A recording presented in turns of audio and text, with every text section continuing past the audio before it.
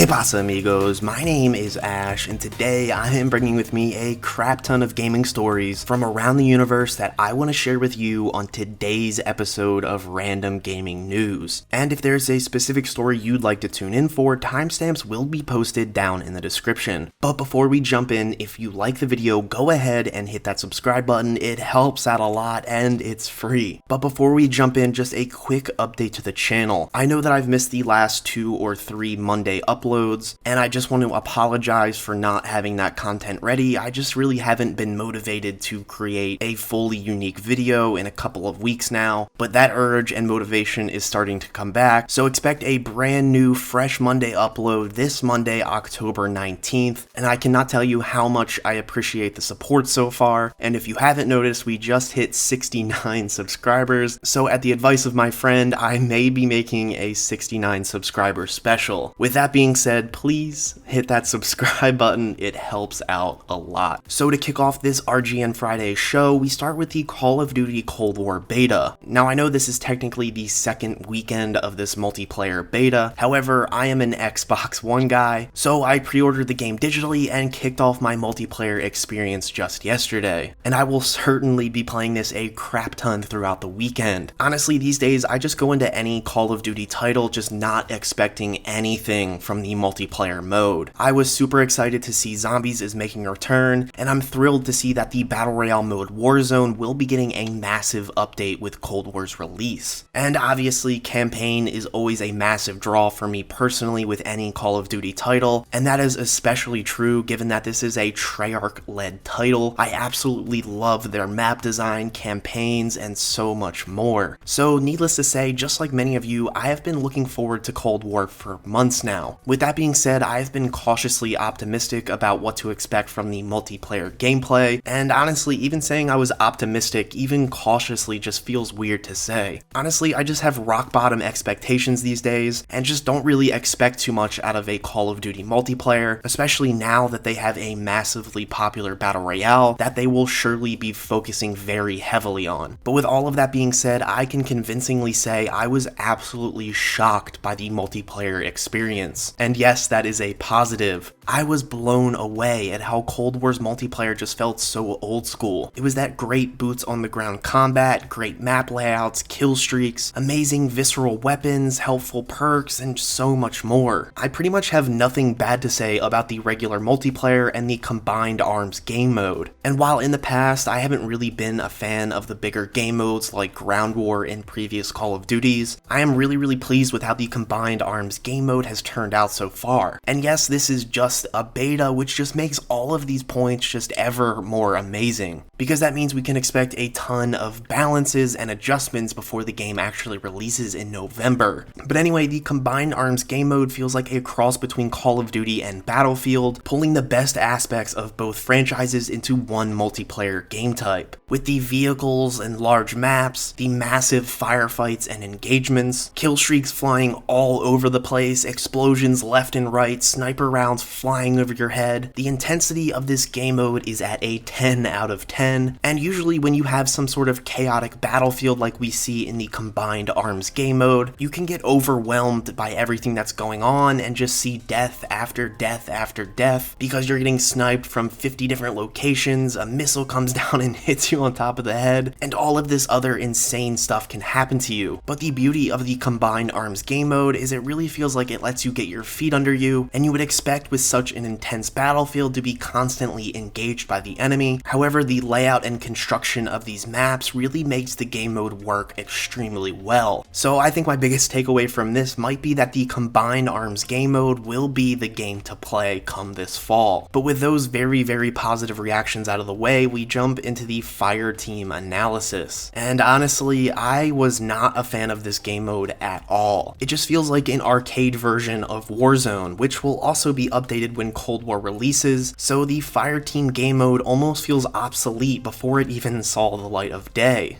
But with that being said, me and my squad found a random spawn chopper gunner, and I think we went off for 40 kills apiece. Even with that amazing, incredibly dominant experience, I was still very underwhelmed by Fireteam in general, and it really just feels like a big miss and waste of development time. However, I can definitely come out of this saying that I love this Cold War multiplayer so far, and I eagerly await the full game's release, hopefully with additional balances and adjustments to make this multiplayer experience that much better. And moving on, we take a look at the massive Borderlands 3 news that dropped just a couple of days ago. First, it was confirmed that there will in fact be a next-gen upgrade for the title, pushing the game onto PS5 and Xbox Series X, which will come at no additional charge for anyone who currently owns the game. This free Borderlands upgrade will drop November 10th for all Xbox players, and on November 12th for all PlayStation 3 owners. The second piece of news that came out of the Borderlands 3 title is there will be a new season pass also dropping on November 10th, which will add more skill trees, a new game mode, weapons, maps, and so much more. And again, look for all of this amazing Borderlands 3 content to start dropping on November 10th for Xbox and November 12th for PlayStation owners. Moving on to a couple of rapid fire stories, just a few days ago we saw the PlayStation 5 user interface revealed, and it's really nothing too crazy. It seems pretty basic, but honestly that's kind of what you want in a user interface. The UI for the PlayStation 5 seems like it will be easy to navigate and flow through very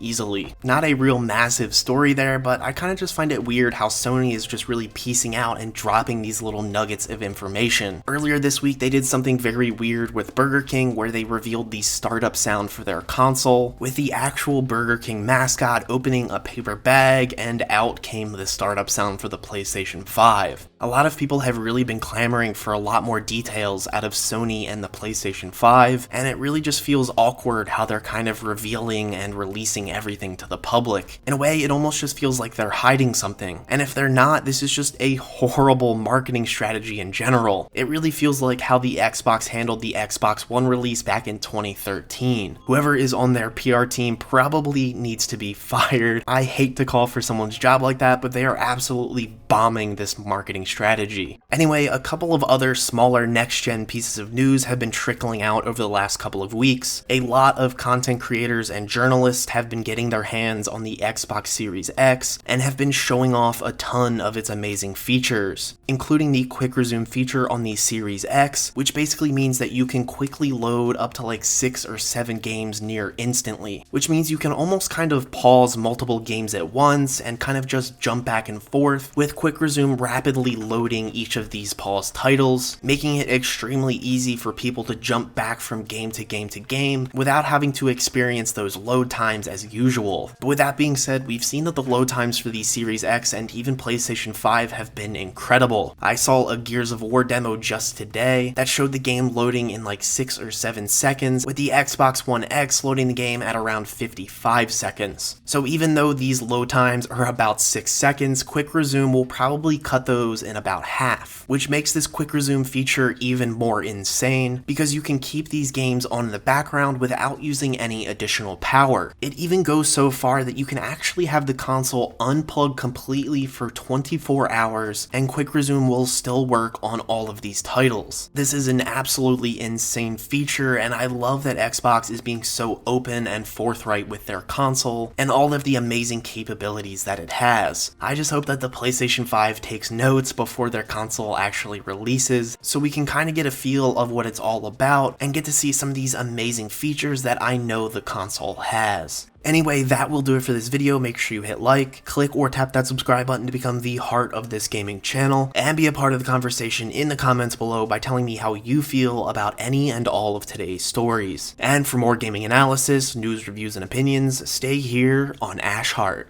And as always, thanks for watching.